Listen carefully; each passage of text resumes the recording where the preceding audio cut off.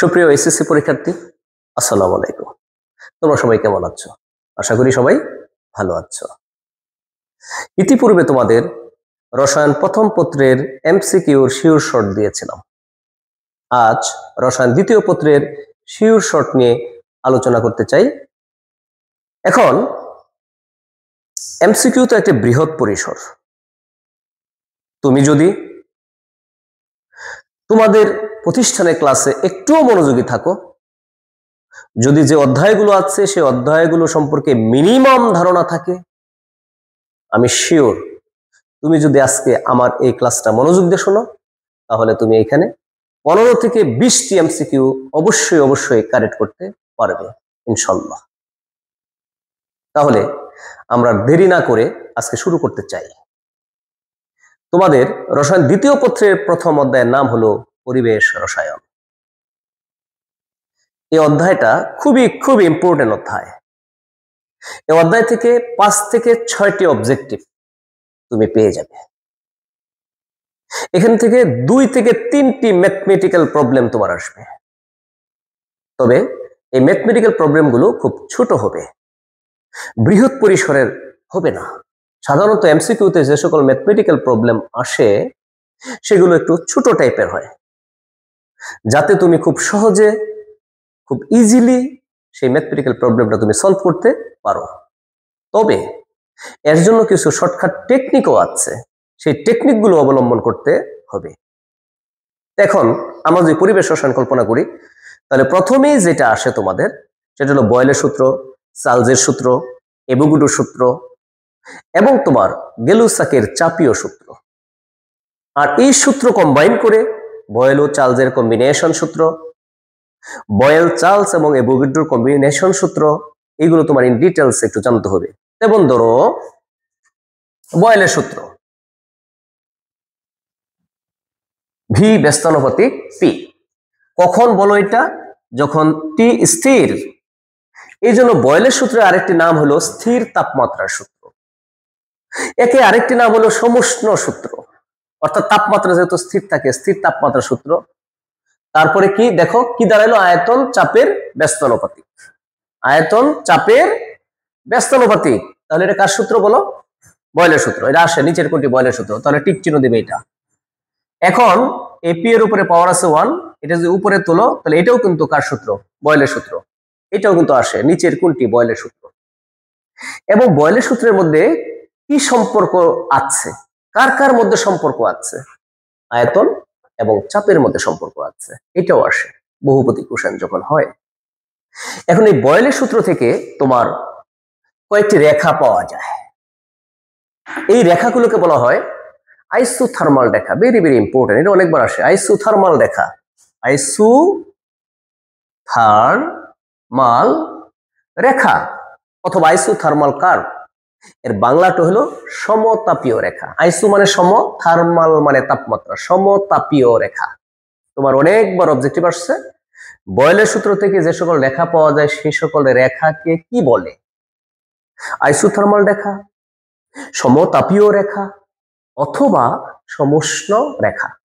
এটা অনেকবার পরীক্ষায় আসছে। সেই রেখাগুলো কিভাবে আসে একটু দেখো। তোমাদের সিঙ্গেল চুসও থাকতে পারে অথবা মাল্টিপল চুসও থাকতে পারে। তোমার এরকম একটি থাকবে, এরকম একটি থাকবে, এরকম আরেকটি থাকবে এরকম। এখন এরকম থাকলেই হবে না, এটি কিন্তু বয়েলের সূত্রে 3টি লেখচিত্র। কিন্তু তোমার এক্স অক্ষ বরাবর, ওয়াই অক্ষ বরাবর কি থাকে সেটা কিন্তু ইম্পর্টেন্ট ফ্যাক্টর। যেমন ধরো আমরা যদি এটা কল্পনা করি, এটা, তাহলে দেখো এটা প্রপোর্শনাল, অর্থাৎ এখানে প্রপোর্শন হিসাবে থাকবে। তাহলে ভি আর পি ইনভার্স যদি হয় তাহলে অবশ্যই এটা মূলবিন্দুগামী সরল রেখা হবে। আর যদি তোমার এদিকে তোমার ভি আর এদিকে থাকে তোমার পি, তাহলে অবশ্যই বক্ররেখা হবে। আর এদিকে যদি তোমার থাকে পি বি আর এদিকে পি অথবা ভি এর যে কোনো একটা, তাহলে এরকম একটি লেখচিত্র পাবে। অর্থাৎ এখন তোমার এখানে যদি পি দিয়ে দেয়, এখানে যদি পি ইনভার্স দেয়, তাহলে কিন্তু এরকম লেখচিত্র পাবে না। এখানে যদি টি দিয়ে দেয়, এখানে পি দিয়ে দেয়, তাহলে কিন্তু এরকম লেখচিত্র পাবে না। অর্থাৎ তোমার মাথায় রাখতে হবে যে লেখচিত্র এরকম হইলেই হবে না। তোমার হয়তো মনে সাইকোলজি জাগতে পারে যে আমি তো এরকম বইয়ে দেখেছিলাম একটি রেখাচিত্র আছে, তাহলে এটা ঠিক চিহ্ন মেরে দিলাম, হবে না। কিন্তু তোমার কিন্তু লক্ষ্য রাখতে হবে যে ওয়াই অক্ষ বরাবর চলক কাকে দেওয়া আছে এবং এক্স অক্ষ বরাবর চলক কাকে দেওয়া আছে, অর্থাৎ এই চলক, এই চলক, এই চলক, এই চলক, এই চলক এবং এই চলক গুলো কিন্তু ফিক্সড করা এই বয়েলের সূত্রে। এই তিনটি লেখচিত্র একটি ইনশাল্লাহ এই তারিখে পেয়ে যাবে। এই তিনটাকে বলা হয় আইসোথার্মাল বা সমতাপীয় রেখা। আর বয়েলের সূত্রের অপর নামটা কি? সমতাপ বা একই তাপমাত্রার সূত্র। বয়েলের সূত্র ইকুয়াল টু একই তাপমাত্রার সূত্র। তাহলে তুমি এই বয়েলের সূত্র থেকে যে সকল রেখা পাওয়া যায়, বয়েলের সূত্রটা কি এটা কিন্তু বুঝে গেলে। এটা কিন্তু অবজেক্টিভ বারংবার এসেছে বোর্ড পরীক্ষায়, ইভেন দো অ্যাডমিশন টেস্টেও এই সকল কোশ্চেন এসেছে। এখন চার্লসের সূত্র। চার্লসের সূত্রের মধ্যে তুমি জানো চাপ স্থির থাকে, তাহলে ভি সমানুপাতিক টি। এখানে কিন্তু প্রেসার, চাপ, এটা স্থির, কনস্ট্যান্ট, ধ্রুবক। তাহলে কোন কোন প্যারামিটারের উপর রিলেশন ডেভেলপ করলো তোমার চার্লসের সূত্র? রিলেশন ডেভেলপ করলো ভলিউম, আয়তন এবং অ্যাবসলিউট টেম্পারেচার। তোমার আসে প্রায়শই যে চার্লসের সূত্রে কার কার মধ্যে সম্পর্ক স্থাপন করে, কার কার মধ্যে সম্পর্ক স্থাপন করলো? ভি আর টি। আর তুমি জানো ইতিমধ্যে থিওরি যখন পড়েছো তখন কিন্তু এরকম একটি রিলেশন পেয়েছো, ভি টি ইকুয়াল টু কে, অর্থাৎ এটা হলো তোমার চার্লসের সূত্রের একটি সম্পর্ক। এভাবে ছাড়াও তোমার এভাবে আসে V one by T one equal to V two by T two equal to K constant. এটাও কিন্তু একটি চার্লসের আরেকটি রূপ বা প্রকাশ, এটাও কিন্তু ইম্পর্টেন্ট ফ্যাক্টর। দেখো আয়তন এবং পরম তাপমাত্রা এখানে সমানুপাতিক হিসেবে আছে, তাই এই ক্ষেত্রে যে রেখাটা পাবা সেইটা অবশ্যই তোমার এরকম সরল রেখা পাবে। এখন এই চার্লসের সূত্র থেকে যে রেখাটা তুমি পেলে, যেহেতু চাপ স্থির থাকে এজন্য একে বলা আইসোবার রেখা, সমচাপীয় রেখা। খুব ইম্পর্টেন্ট, কিন্তু ইন্টারেস্টিং বিষয়, খুব সিম্পল, পানির মতো সহজ। তোমার চার্লসের সূত্র থেকে যে রেখা পাওয়া যায় তাকে বলা হয় আইসোবার রেখা। এখানে চাপ কনস্ট্যান্ট থাকে। রেখাটা কেমন? এটা। এখানেও তোমার একটা বিষয় খেয়াল রাখতে হবে যে ওয়াই অক্ষ বরাবর কে, এক্স অক্ষ বরাবর কে, এদিকে টি দিলেও হইতো, এদিকে ভি দিলেও হইতো, অর্থাৎ ভি এবং টি তোমার থাকা লাগবে। এখানে দুইটা চলক, এটাকে বলা হয় আইসোবার রেখা। এটাও তুমি বুঝে গেলে। এখন বয়েল এবং চার্লসের সূত্রের কম্বিনেশন যে আছে, কম্বাইন করলে যে সূত্র ডেভেলপ হয় সেই সূত্রটা কি? সেটা হলো P one V one by T one equal to P two V two by T two. এটা হলো বয়েল এবং চার্লসের কম্বিনেশন সূত্র। এটাও আসে যে বয়েল এবং চার্লসকে সূত্র একত্র করলে কোনটি ডেভেলপ হয় সমীকরণ, এটা। এটাও তোমাদের বিভিন্ন এডমিশন অথবা এমসিকিউতে এসেছে। এখন হলো অ্যাভোগাড্রো সূত্র। তোমরা জানো অ্যাভোগাড্রো সূত্র হলো এটা। এখানে পি ও টি দুইটাই স্থির থাকে, অর্থাৎ আয়তন নাম্বার অফ মোলস, মূল সংখ্যার সমানুপাতিক। এখন বয়েল, চার্লস এবং অ্যাভোগাড্রো সূত্র তিনটিকে যদি তুমি কম্বিনেশন করো তাহলে যে সূত্র পাওয়া যায় সেটা হলো P V equal to N R T. এইখানে ইম্পর্টেন্ট বিষয় আছে, তোমরা লক্ষ্য করো। এটাকে বলে আদর্শ গ্যাসের সমীকরণ, এটাকে বলে আদর্শ গ্যাসের অবস্থার সমীকরণ, P V equal to N R T. চাপ, আয়তন, মূল সংখ্যা, মোলার গ্যাস ধ্রুবক, আর টি হলো পরম তাপমাত্রা। এখন কোনটায় বারংবার আসছে? এখানে এক মোল এর জন্য, যে কোনো গ্যাসের জন্য এন ইকুয়াল টু 1 মোল। এইটা যে কথা, 1 মোল H2 equal to 2 gram H2, 1 mole O2 equal to 32 gram O2, 1 mole CO2 equal to 44 gram CO2। অর্থাৎ তোমাকে যদি বলা হয় 2 গ্রাম হাইড্রোজেনের জন্য আদর্শ গ্যাসের সমীকরণটি কি হবে? PV equal to RT। অর্থাৎ 2 গ্রাম হাইড্রোজেন ইকুয়াল টু 1 মোল, অর্থাৎ n এর মান বসিয়েছ 1। যদি বলা হয় 32 গ্রাম অক্সিজেনের জন্য আদর্শ গ্যাসের সমীকরণটির চেহারা কেমন হবে? এটাই। 44 গ্রাম কার্বন ডাই অক্সাইডের জন্য এটাই, কারণ 2 গ্রাম হাইড্রোজেন 32 গ্রাম অক্সিজেন এবং 40 গ্রাম কার্বন ডাই অক্সাইডের জন্য n এর মান অল দা টাইম হবে 1 মোল। এটি অনেকবার আসছে, ভেরি ভেরি ইম্পর্টেন্ট, এটা ভালো করে পড়ে নিবে। এই সমীকরণকে আদর্শ গ্যাসের অবস্থার সমীকরণও বলা হয়। এখন দেখো একটা বিষয়, এখানে দেখো মোলার গ্যাস ধ্রুবক আর কিন্তু আছে, যেটা প্রায়শই তোমার আসে। এখানে আর এর 3টি মান আছে, এই 3টি মান ঠুটস্থ করে যাবে। একটি মান হলো 0.0821, আরেকটি মান হলো 8.316, আর হলো 8.316 ইন্টু 10⁻⁷। এটা হলো লিটার অ্যাটমসফিয়ার পদ্ধতিতে, তাই এর একক হবে litre atmosphere per kelvin per mole. এটা হবে তোমার joule per kelvin per mole. এটা হবে তোমার arc per kelvin per mole.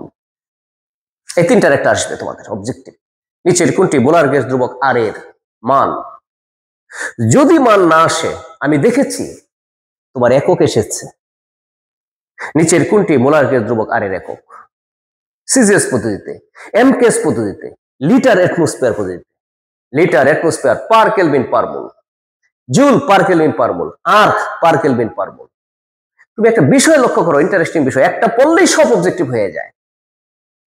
তুমি দেখো এখানে জুল কাজের একক, আর্ক কাজের একক, লিটার অ্যাটমসফিয়ার কাজের একক। তাহলে প্রত্যেকটা এককের ক্ষেত্রে দেখো আর কি প্রকাশ করতেছে? কাজ। অর্থাৎ আর হলো কাজের পরিমাপক। এটা অনেকবার আসছে। মোলার গ্যাস ধ্রুবক আর কিসের পরিমাপক? কাজের পরিমাপক। তুমি বিষয়টা বুঝতে পেরেছ, এগুলো পড়ে যাবে, এগুলো আসার সম্ভাবনা একটু বেশি। এখন একটু খেয়াল করে দেখো, VT equal to V naught, V naught by 273 into T. এটাও চার্লসের সমীকরণের একটি বিশেষ রূপ। এই রূপে তুমি যেটা দেখতেছ ভি নট বাই 273, এটাকে বলা হয় তাপ প্রসারাঙ্ক। একে আলফা দ্বারা প্রকাশ করা হয়।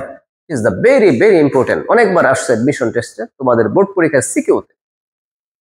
এটাকে বলা হয় তাপ প্রসারাঙ্ক। আরেকটি বিষয় খেয়াল করবা, -273°C তাপমাত্রাকে বলা হয় পরম শূন্য তাপমাত্রা। Very very important. এই তাপমাত্রায় কোন গ্যাসের আয়তন শূন্য হয়। আর এই পরম শূন্য তাপমাত্রার ধারণা দিয়েছে কে? চার্লসের সূত্র। কার সূত্র? চার্লসের সূত্র। এটাকে কি বলা হয়? -273°C কে বলা হয় পরম শূন্য তাপমাত্রা। এই -273°C ইকুয়াল টু কিন্তু 0 কেলভিন। তুমি তো খালি খুঁজবে এমসিকিউতে যে পরম শূন্য তাপমাত্রা পড়েছিলাম -273°C, এটা তো নাই এখানে অপশন। আমি আবারও জানি যে -273°C যে কথা, 0 কেলভিন একই কথা। তাই এটা অথবা এটা, এই দুইটার একটি পরম শূন্য তাপমাত্রা হিসাবে কিন্তু গণ্য হবে। তাই টিক চিহ্ন দেবে তুমি দেখে শুনে, মাথায় বুদ্ধি খাটিয়ে। সিম্পল বিষয়। এখন তুমি তো জানলে বয়েলের সূত্র থেকে একটি রেখা পাওয়া যায়, 3টি। চার্লসের সূত্র থেকে একটি রেখা পাওয়া যায়। ঠিক এরকম গেলুসাকের চাপীয় সূত্র থেকে কিন্তু একটি রেখা পাওয়া যায়। এটাকে বলে আইসোকুর, আইসোকুর রেখা। তাহলে একটা হলো সমতাপীয় রেখা, আইসোথার্মাল, আরেকটা হলো আইসোবার, লাস্ট ওয়ান হলো আইসোকুর রেখা। এরপরে তুমি দেখো গ্রাহামের ব্যাপন সূত্র। গ্রাহামের ব্যাপন সূত্র, R1 by R2 equal to root over M2 by M1। অর্থাৎ খেয়াল করবে 1 by root over D অথবা আর 1 by root over M। অর্থাৎ এই গ্রাহামের ব্যাপন সূত্রটাকে তোমার এইভাবে অথবা এইভাবে অথবা এইভাবে প্রকাশ করতে পারো। এখন এর কি বলছে দেখো, রেট অফ ডিফিউশন ব্যাপন হার ঘনত্বের বর্গমূলের ব্যস্তানুপাতিক, ব্যাপন হার মলিকুলার মাস আণবিক ভরের বর্গমূলের ব্যস্তানুপাতিক। অর্থাৎ ঘনত্ব যদি বাড়ে তাহলে ব্যাপন হার কমে, অর্থাৎ আণবিক ভর যদি বাড়ে ব্যাপন হার কমে, যেহেতু এরা ব্যস্তানুপাতিক। তাহলে কোনো গ্যাসের যদি ব্যাপন হার তোমার বেশি হয়, আণবিক ভর কি হবে? কম। তোমার এরকম একটা ব্যাপন হার দেখতে কোশ্চেন আসে, carbon dioxide, sulphur dioxide, ammonia, oxygen, hydrogen, এক্সেপ্টা এদের মধ্যে কোনটির ব্যাপন হার সবচেয়ে বেশি? তুমি সেখানে আণবিক ভর বের করবে, দেখবে যেটার আণবিক ভর বেশি তার ব্যাপন হার কম। আশা করি এগুলো, এটা ক্লাস 9 10 ছিল, তুমি যদি একবার দেখো তাহলে অবশ্যই এটা পারবে। এখন আরেকটি বিষয় একটু খেয়াল করো, মূল সংখ্যা। এই মূল সংখ্যার অঙ্কটা একটু প্রায়ই আসে, অথচ এক লাইনের অঙ্ক, তুমি একটু দেখলেই পারবে। মনে করো মূল সংখ্যাকে বা মূল ভগ্নাংশকে তুমি জানো x দ্বারা প্রকাশ করা হয়, মূল সংখ্যাকে n দ্বারা প্রকাশ করা হয়। তুমি মনে করো একটি গ্যাসে তিনটি, মানে একটি মিশ্রণে তিনটি গ্যাস আছে, একটি হলো A, আরটি হলো B, আরটি হলো C। এই তিনটির মূল সংখ্যা হলো Na, Nb, Nc। Total number of moles হলো মনে করো n, অর্থাৎ A উপাদানের মূল সংখ্যা, B উপাদানের মূল সংখ্যা, C উপাদানের মূল সংখ্যা, আর n হলো তোমার মোট মূল সংখ্যা। এখান থেকে যদি তুমি এর মূল ভগ্নাংশ বের করতে চাও তাহলে নিচে হবে মোট মূল সংখ্যা, আর উপরে হবে কিন্তু তুমি জানো যেটা নির্ণয় করবে তার মূল সংখ্যা, অর্থাৎ Na। অর্থাৎ কোন একটি উপাদানের মূল সংখ্যা বাই মোট মূল সংখ্যা ইকুয়াল টু মূল ভগ্নাংশ। তোমার এভাবে মূল ভগ্নাংশ নির্ণয় করা আসে। একটা এক্সাম্পল দিই, তোমাকে বলছে 2 গ্রাম হাইড্রোজেন, 3 গ্রাম অক্সিজেন কে একটি মিশ্রণ তৈরি করা হলো, বলো হাইড্রোজেনের মূল ভগ্নাংশ নির্ণয় করে দাও। তাহলে তোমার কিন্তু চেয়েছে হাইড্রোজেনের মূল ভগ্নাংশ। তুমি কিন্তু এখানে যেগুলো দেওয়া আছে এটা কিন্তু ডাব্লিউ, এটা ডাব্লিউ, এটাও ডাব্লিউ। আমি আমার Na ইকুয়াল টু জানি WH2, ধরো এটা হবে NH2 আর এটা হবে N, অর্থাৎ N কি, NH2 প্লাস N অক্সিজেন। অর্থাৎ যে উপাদানের মূল ভগ্নাংশ নির্ণয় করবে তার মূল সংখ্যা বাই মোট মূল সংখ্যা, এই যে সূত্রটা আছে এই সূত্রটাকে আমি অ্যাপ্লাই করেছি। কিন্তু আমি n ইকুয়াল টু আবার জানি, ক্লাস 9 10 পড়ে আসছে, n ইকুয়াল টু W/m। এখানে কি হবে তাহলে, এটা H2, এটা H2, আর এখানে হবে n W/m plus W/m, oxygen, oxygen, hydrogen, hydrogen. তাহলে দেখো তুমি একটু খেয়াল করে মনোযোগ দিয়ে, তোমার W হাইড্রোজেন দেওয়া আছে কত, 2 গ্রাম, আর আণবিক বড়জন হাইড্রোজেন 2 গ্রাম, আর এখানে অক্সিজেনের দেখো তোমার দেওয়া আছে 3 গ্রাম, এখানে 3 গ্রাম বসাবো, আর আমি জানি অক্সিজেনের আণবিক ভর কত, 32। তাহলে এটা কি দাঁড়ালো বলো, এটা আছে 2/2, 2/2 প্লাস 3/32 আনসার। এরকম একটা অবজেক্টিভ পাওয়ার সম্ভাবনা তোমার 90%। এরকম দেওয়া থাকবে অনেকগুলো গ্যাসের মিক্সার, তোমার যে কোনো একটি গ্যাসের মূল ভগ্নাংশ নির্ণয় করতে বলবে। আমি মনে করি এই মূল ভগ্নাংশের অঙ্কগুলো তোমরা বুঝতে পেরেছ। এখন একটা বিষয় লক্ষ্য করবে তোমরা সবাই, সেটা হলো STP, NTP, SATP, very very important বিষয়। এই দুইটা একই বিষয়। এটা হলো 0 ডিগ্রি সেলসিয়াস তাপমাত্রা, এটা হলো 25 ডিগ্রি সেলসিয়াস তাপমাত্রা। এটা হলো 1 অ্যাটমসফিয়ার চাপ, এটা হলো 1 অ্যাটমসফিয়ার চাপ। এটা হলো 22.4 লিটার, 1 মোলের আয়তন 24.8 লিটার। এটা অনেকবার পরীক্ষায় আসছে। নিচের কোনটি STP শর্ত, রোমান অক্ষর 1, 0 ডিগ্রি সেলসিয়াস, 1 অ্যাটমসফিয়ার, 22.4 লিটার, 1 মোলের আয়তন। আর SATP 25 ডিগ্রি সেলসিয়াস, 1 অ্যাটমসফিয়ার এবং 24.8 লিটার। Very very important. এবং এগুলোতে আমরা অঙ্কও করবো। এখানে 1টা 2টা 3টা 4টা 5টা 6টা অবজেক্টিভ এখানে ইতিমধ্যে কিন্তু তুমি বুঝে গেছো, শিখে ফেলেছো, খুব ইজি, পানির মতো ইজি। আর এখানে তুমি দেখো এগুলাতে অঙ্ক আসবে, কি আসবে সেটা, C ইকুয়াল টু √3RT/m, অর্থাৎ বর্গমূল গড় বর্গবেগের অঙ্ক। সেটা তোমার কিন্তু জানতে হবে। এখানে কখনো কখনো শর্ত SATP দিয়ে দিবে, কখনো কখনো শর্ত দিয়ে দিবে NTP। এতে তুমি মান বসিয়ে তুমি অঙ্কটা করতে হবে। যদি STP বলা থাকে তাহলে তুমি তাপমাত্রা বসাবা 0 + 273, যদি SATP থাকে তাহলে বসাবা 25 + 273। আর এর মান তুমি অল দা টাইম তুমি MKS করতে পারো, CGS করতে পারো, এজ ইউ উইশ। আর M তো তুমি যদি MKS করো তাহলে তো অবশ্যই কেজিতে বসাবা, আর যদি CGS তে তাহলে তো গ্রামেই বসাবে। এই নিয়মের একটা অঙ্ক অবশ্যই তোমাদের আসবে। টি দেওয়া থাকবে, এম দেওয়া থাকবে, আর এর মান তো তুমি জানোই, সি এর মান বের করবে। এরকম একটা অঙ্ক তোমাদের এমসিকিউতে আসবে। আরেকটি কি আসবে, কাইনেটিক এনার্জি, গতি শক্তি equal to 3/2 nRT। Very very important, 100%। এইটার এবং এইটার যে 6টি বা 5টি এমসিকিউ আসবে, এর মধ্যে কিন্তু এইটা অথবা এইটার একটা ম্যাথমেটিক্যাল প্রবলেম পাবে। আর এই ম্যাথমেটিক্যাল প্রবলেম দেখেই কিন্তু তোমাদের মাথা ওলাইয়া যায় যে এই বুঝি পারবো না, এই বুঝি পারবো না। কারণ অঙ্ক দেখলেই মাথা মনে হয় তোমাদের নষ্ট হয়ে যায়, অথচ এটা 2 কি 3 সেকেন্ডে চাপ দিয়ে ক্যালকুলেটরে হয়ে যায়, অঙ্ক মনে মনেই হয়ে যায় যদি তুমি একটু প্র্যাকটিস করো। এটা কি 3/2 n মূল সংখ্যা, এটা বললামই। আর মোলার গ্যাস ধ্রুবকটি হলো পরম তাপমাত্রা, এম কেস পদ্ধতি করবে, আর এর মান বসাবে 8.316, এটা বসাবে, টি দেওয়া থাকবে, আর তুমি এনও দেওয়া থাকবে। মনে করো 5 গ্রামের জন্য বলবো, 5 গ্রাম, তাহলে এখানে 3/2 এই n ইকুয়াল টু আমি জানি W/m আর টি।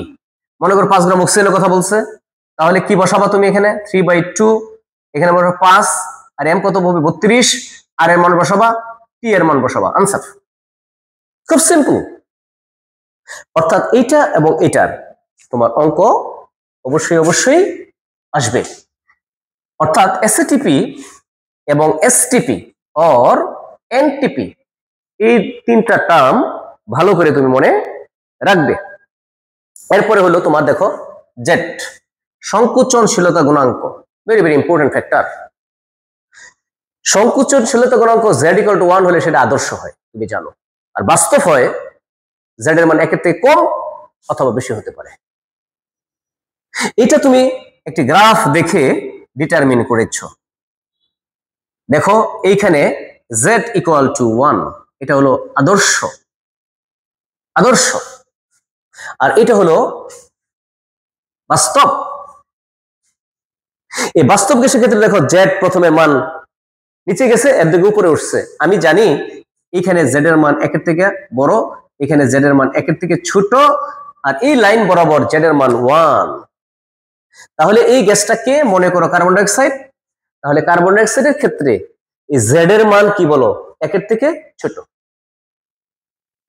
তাহলে জেড এর মান কয়টা হয়, 2টা, মানে একটা হলো বাস্তবের জন্য, একটা হলো আদর্শের জন্য। আদর্শের জন্য 1, আর বাস্তবের জন্য 1 এর থেকে কম অথবা বেশি হতে পারে। কি কি বলে, সংকোচনশীলতা গুণাঙ্ক। খুব ইম্পর্টেন্ট, কিন্তু এটা ভালো করে পড়বে। এখন এই যে আদর্শ গ্যাস আছে, এই আদর্শ গ্যাস কি সমীকরণ মেনে চলে, এটা আসে প্রায় PV = nRT। আর এই যে তোমার বাস্তব গ্যাস আছে, সেই বাস্তব গ্যাসটা কি সমীকরণ মেনে চলে, ভ্যান ডার ওয়ালস সমীকরণ, P + n²a/v² V - nB = nRT। এটাকে বলা হয় ভ্যান ডার ওয়ালসের সমীকরণ। অনেকবার তোমাদের এমসিকিউতে এটা আসছে, সিকিউতে আসছে। নিচের কোনটি ভ্যান ডার ওয়ালসের সমীকরণ, এটা হলো ভ্যান ডার ওয়ালসের সমীকরণ। এখানে P তুমি জানো, n জানো, A এবং B হলো ভ্যান ডার ওয়ালস ধ্রুবক, it is the one kind of constant. n হলো মূল সংখ্যা, আর হলো মোলার গ্যাস ধ্রুবক, T হলো পরম তাপমাত্রা। এক মোল গ্যাসের জন্য কি হবে, জাস্ট 1², এখানে n বাদ যাবে, n বাদ যাবে, এক মোল গ্যাসের জন্য এটা হবে। তাহলে 44 গ্রাম carbon die oxide equal to 1 mole carbon die oxide. অর্থাৎ এই 44 গ্রাম কার্বন ডাই অক্সাইডের জন্য ভ্যান ডার ওয়ালসের সমীকরণ হবে এটা, আনসার। একইভাবে যদি 88 গ্রাম থাকে, তাহলে n এর মান হবে 2, n এর মান 2 বসাবা, আনসার হয়ে যাবে তোমার। এটা কিন্তু বারংবার আসছে যে 44 গ্রাম কার্বন ডাই অক্সাইডের জন্য অথবা 32 গ্রাম কার্বন ডাই অক্সাইডের জন্য ভ্যান ডার ওয়ালসের সমীকরণটি কেমন হবে, এটা হবে। 88 গ্রামের জন্য কি হবে, n এর মান 2 হবে, 2 বসাই দেবা, আনসার হয়ে যাবে। আশা করি তোমার এই ভ্যান ডার ওয়ালসের সমীকরণ পর্যন্ত বুঝেছো। অর্থাৎ এটা গেল এক ধরনের ফেনোমেনা। এখন আরেক ধরনের ফেনোমেনা যেটা প্রায়ই আসে, সেটা হলো তোমরা জানো অ্যাসিড ক্ষারকের বিভিন্ন মতবাদ আছে, সেই মতবাদ related, very very important. Acid ক্ষারকের বিভিন্ন যে মতবাদ আছে, সেখানে তোমরা বিশেষ করে যেটা আসে, লুইস অ্যাসিড কোনটি, লুইস ক্ষারক কোনটি, একটা আসবেই তোমাদের 100% বলতে পারি, এটা 100% বলতে পারি একটি আসবে। নিচের কোনটি লুইস অ্যাসিড, নিচের কোনটি Luis ক্ষারক। Luis অ্যাসিডকে BF3, AlCl3, FeCl3, এই তিনটার একটি আসতে পারে। কিভাবে মনে রাখবা, আমরা জানি এক জোড়া ইলেকট্রন যদি অষ্টকের থেকে কম থাকে তারা ইলেকট্রন গ্রহণ করতে চায়, তারা লুইস অ্যাসিড রূপে কাজ করে। দেখো এদের কেন্দ্রীয় মৌলের 6টা, এখানে 6টা, এখানে 6টা ইলেকট্রন আছে, অষ্টকের থেকে 2টা করে কমাচ্ছে, তাই এরা হলো সবগুলোই লুইস অ্যাসিড। আর লুইস ক্ষারক কারা হবে? যাদের মধ্যে ফ্রি ইলেকট্রন থাকবে। ফর এক্সাম্পল পানি, এই দেখো অক্সিজেনের 2 জোড়া, অ্যামোনিয়া, ফসফিন, এরা হলো লুইস ক্ষারক।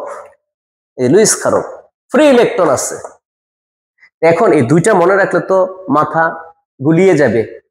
তুমি এক ধরনটা মনে রাখবা, লুইস অ্যাসিড কারা, লুইস ক্ষারক আমি মনে রাখবো না। লুইস অ্যাসিড মনে রাখলে তুমি লুইস ক্ষারক মনে রাখার কোনো দরকার পড়বে না। এক্ষেত্রে কিন্তু একটা অবজেক্টিভ 100% তুমি পেয়ে যাবে। এখন অম্লত্ব ও ক্ষারকত্ব কি তুমি জানো? অম্লত্ব অম্লত্ব অম্লত্ব অম্লত্ব হয় কার? ক্ষারকের। উল্টা বিপরীত, অম্লত্ব হয় কার? ক্ষারকের। যেমন ধরো এই একটা ক্ষারক Fe2O3, আরেকটি ধরো ক্ষারক Al2O3। আমি জানি ধাতুর অক্সাইড ক্ষারীয়, আয়রন একটি ধাতু, অ্যালুমিনিয়াম একটি ধাতু, ধাতুর অক্সাইড এটা ক্ষারীয়।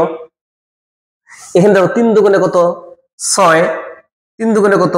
6, 6টা NOS কে ধ্বংস করতে পারে। অর্থাৎ 1 অণু ফেরিক অক্সাইড 6 অণু NOS কে প্রশমিত করতে পারে।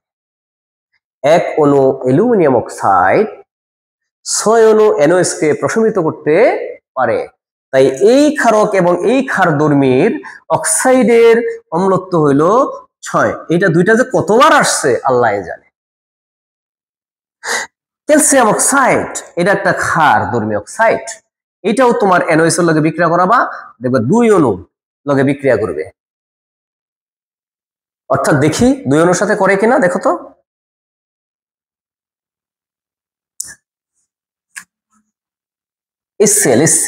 এসসিএল হবে, যেহেতু তোমার এটা ক্ষার, অ্যাসিডের সাথে বিক্রিয়া করবে, অ্যাসিডের সাথে বিক্রিয়া করবে, অ্যাসিডের সাথে বিক্রিয়া করবে। যেহেতু একটু আগেই বলেছে এটা ক্ষার, ক্ষার ক্ষার ক্ষার তো অ্যাসিডের সাথে বিক্রিয়া করবে, ক্ষার তো ক্ষারের সাথে বিক্রিয়া করবে না। তবে এমন একটি অ্যাসিড নিতে হবে যার মধ্যে প্রতিস্থাপনের হাইড্রোজেন থাকবে 1টি, অর্থাৎ এটা হবে একক্ষারীয় অ্যাসিড। অর্থাৎ এটা একক্ষারীয় অ্যাসিড, এটা একক্ষারীয় অ্যাসিড, এটা একক্ষারীয় অ্যাসিড। অর্থাৎ অম্লত্ব নির্ণয় করার জন্য তোমার একক্ষারীয় অ্যাসিড লাগবে। আমি দেখেছি Fe2O3 6টা HCl কে প্রশমিত করেছে, Al2O3 6টা HCl কে প্রশমিত করেছে, ক্যালসিয়াম অক্সাইড 2টা HCl কে প্রশমিত করেছে। কিভাবে করেছে একটু দেখো। এটা হলো প্লাস, এটা হলো মাইনাস, এটা হলো প্লাস, এটা হলো মাইনাস। এই প্লাস এই মাইনাস কে ধরবে, তাহলে হলো FeCl3 প্লাস পানি। তাহলে তুমি দেখো আয়রন আছে 2টা, এনে দাও 2, 3 দুগুণে 6টা আছে তোমার ক্লোরিন, এই যে 6টা ক্লোরিন, এই 6টা হাইড্রোজেন, তাই এনে 3 দাও, 3 দুগুণে 6টা হাইড্রোজেন। দেখো এই সমতাকরণ হয়ে গেছে। একইভাবে এইটা এবং একইভাবে এইটা। এখন কথা হলো তাহলে কিভাবে কোশ্চেন আসবে? আসবে তোমার Fe2O3 এর অম্লত্ব কত? 6, Al2O3 এর অম্লত্ব কত? 6, ক্যালসিয়াম অক্সাইডের অম্লত্ব কত? 2। আরটা হলো ক্ষারকত্ব, এর বিপরীতটা। ক্ষারকত্ব হয় কার? অ্যাসিডের। অ্যাসিডের H2SO4 একটা অ্যাসিড। এখন এই অ্যাসিড কার লগে বিক্রিয়া করবে বলো? ক্ষারের সাথে। তাই এমন একটি ক্ষার তোমার নিতে হবে যার মধ্যে NOS থাকবে, OH থাকবে 1টি, অর্থাৎ 1 অম্লীয় ক্ষার। এটা হলো একটা 1 অম্লীয় ক্ষার। কেন? OH আছে 1টি।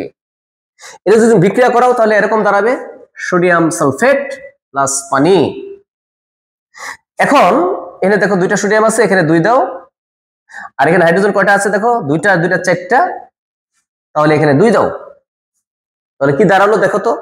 1 মোল অথবা 1 অণু সালফিউরিক অ্যাসিড কয়টি NOS কে নষ্ট করেছে, ধ্বংস করেছে, প্রশমিত করেছে?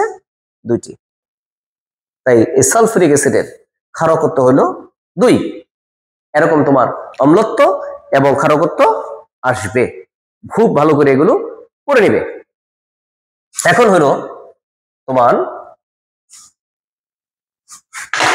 DO, BOD, COD, TDS খুব ইম্পর্টেন্ট ফ্যাক্টর পড়তেছে। ডিজলভ অক্সিজেন, পানিতে দ্রবীভূত oxygen, biological oxygen demand of surface water, chemical oxygen demand of surface water. TDS, total dissolved solids of surface water. DO যত বেশি সেই পানি তত বিশুদ্ধ। তোমার অনেকগুলো মান দেওয়া থাকবে, ক, খ, গ, ঘ। দেখবা ডিওর মান বলবে সবচেয়ে বিশুদ্ধ নমুনা কোনটি, দেখবা ডিওর মান যেখানে সবচেয়ে বেশি সেটা। ফর এক্সাম্পল 2, 3, 4, 5 ডিওর মান দেওয়া আছে, সবচেয়ে বিশুদ্ধ নমুনা হলো এটা, সবচেয়ে দূষিত নমুনা হলো 2। বিওডি সিওডি, আমি জানি সিওডি এর মান অল দ্য টাইম বিওডি অপেক্ষা বেশি, এটা আসে অনেকবার। সিওডি এর মান বেশি থাকে বিওডি অপেক্ষা। এখন ডিও, বিওডি, সিওডি, টিডিএস এর WHO কর্তৃক কতগুলো নির্ধারিত মান দেওয়া আছে। 100% একটা তোমাদের আসবে যে বিওডি WHO কর্তৃক, অর্থাৎ WHO ওয়ার্ল্ড হেলথ অর্গানাইজেশন একটি মাত্রা দিয়ে দিয়েছে, সে মাত্রা মানটা কত, ডিওর মান কত, বিওডি কত, সিওডি কত। নেক্সট মানে প্রিভিয়াস যে এক্সাম হয়েছে সেই এক্সামে টিডিএস আসছিল, WHO কর্তৃক টিডিএস এর গ্রহণযোগ্য মাত্রা কত, স্ট্যান্ডার্ড মান কত। আশা করি এগুলো তোমরা বুঝতে পেরেছ।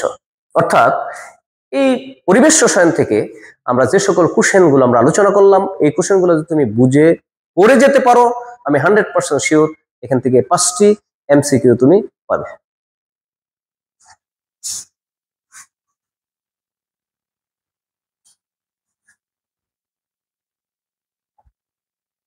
এখন দেখো আমাদের পরবর্তীতে পরিমাণগত রসায়ন। পরিমাণগত রসায়ন নাম দেখে তুমি বুঝতেছো যে এটা কিন্তু একটা ম্যাথমেটিক্যাল চ্যাপ্টার। এই চ্যাপ্টারটা তোমাদের অনেকেরই মনে হয় যে বিশাল জটিল, কমপ্লেক্স। আমি মনে করি এটার কন্টেন্ট খুব কম। তুমি যদি বুঝো এটা পানির মতো সহজ। এখান থেকে কয়টা অবজেক্টিভ আসবে? মিনিমাম 5টা, কোনো ডাউট নাই।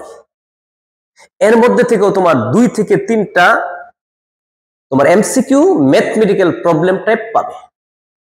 তবে দেখো 4 থেকে 5 মিনিটের মধ্যে ইনশাল্লাহ আমরা এগুলো শেষ করে ফেলবো। প্রথমেই আমাদের যেটা টার্গেট নিতে হবে প্রাইমারি স্ট্যান্ডার্ড পদার্থ, ভেরি ভেরি ইম্পর্টেন্ট। স্ট্যান্ডার্ড পদার্থ কাকে বলে, প্রাইমারি স্ট্যান্ডার্ড পদার্থ কাকে বলে? যে সকল পদার্থকে দীর্ঘদিন রেখে দিলে এর ঘনমাত্রা কোনো পরিবর্তন হয় না, বায়ুতে মুক্ত অবস্থায় পাওয়া যায়, বায়ুর কোনো উপাদান অক্সিজেন, কার্বন ডাই অক্সাইড, জলীয় বাষ্প দ্বারা আক্রান্ত হয় না, তাদেরকে বলবা তুমি প্রাইমারি স্ট্যান্ডার্ড পদার্থ। এরা কারা? অর্থাৎ যে সকল যৌগকে ভিতরে তুমি দেখবা কার্বন আছে, carbon, COOH oxalic acid, K2CR2O7, এই যে সি আছে তাদেরকে তুমি বলবা প্রাইমারি স্ট্যান্ডার্ড পদার্থ। এটা কোনো নিয়ম না, আমি একটু রিসার্চ করে দেখেছি, যে সকল যৌগের মধ্যে সি আছে তারাই হবে প্রাইমারি স্ট্যান্ডার্ড পদার্থ। শুধু একটাই মনে রাখবা, প্রাইমারি, সেকেন্ডারি মনে রাখবো না। প্রাইমারি মনে রাখলেই সেকেন্ডারিটা তোমার এমনি মনে হয়ে যাবে। কারণ যখন অপশন দিবে যে নিচের কোনটি প্রাইমারি স্ট্যান্ডার্ড পদার্থ, তখন তো দিবে একটা, আর 3টাই কিন্তু দিবে সেকেন্ডারি। আমি প্রাইমারিটা ঠিক চিহ্ন মেরে দিব। বুঝতে পেরেছ মনে হয়? Technique, it is the IQ। এখন সেকেন্ডারি স্ট্যান্ডার্ড পদার্থ কে কে আছে দেখো, যেগুলোর মধ্যে সি নাই, তবে এক্সেপশন হলো এইটাই বেশিবার আসে। দেখো সি আছে কিন্তু এটা প্রাইমারি হয় না, এটা সেকেন্ডারি। আর অন্যগুলোর মধ্যে কোনো সি থাকবে না। দেখো KMnO4, H2SO4, এক্সেপ্টা। দেখো এখানে কোনো সি নাই, এখানে কোনো সি নাই, এটা তো ব্যতিক্রম বললাম। এরকম তোমাদের 100% এখানে এরকম একটা আসবে, নিচের কোনটি প্রাইমারি স্ট্যান্ডার্ড পদার্থ, নিচের কোনটি সেকেন্ডারি স্ট্যান্ডার্ড পদার্থ। আশা করি তোমরা বুঝতে পেরেছ। এরপরে তোমাদের এখানে কি আছে? ঘনমাত্রা নির্ণয়ের বিভিন্ন রিলেশন আছে, বিভিন্ন সংজ্ঞা আছে। সেগুলো কি? মোলার দ্রবণ, ডেসিমোলার দ্রবণ, সেমিমোলার দ্রবণ, সেন্টিমোলার দ্রবণ, নরমাল দ্রবণ, মোলাল দ্রবণ। আরেকটা হলো শতকরা পরিমাণ, ভেরি ভেরি ইম্পর্টেন্ট। এই শতকরাকে W/W ভাবে প্রকাশ করতে পারো, W/V ফর্মে প্রকাশ করতে পারো, V/V ফর্মে প্রকাশ করতে পারো। মজা এখানেই। দেখো একেবারেই সিম্পল, এগুলো জটিল বিষয় না। আসলে তোমাদের হয়তো আজকে একসাথে এতগুলো দেখতেছো দেখে হয়তো তোমাদের মাথার একটু জ্যাম বাজতেছে, কিন্তু কিছুই না। আসলে আমার কথাগুলো শোনো, তুমি পারবে। দেখো ভর তো তাপমাত্রার উপর ডিপেন্ড করে না, আয়তন করে, কিন্তু এটা করে না, কিন্তু এটা তো করে। আমার শরীরের এই আঙ্গুলটার মধ্যে ফোড়া হয়েছে, ব্যথা অনুভব করতেছি, সারা শরীরেই ব্যথা অনুভব করতেছি, মানে ফিল করতেছি কিন্তু আমার ব্যথা শরীরটা।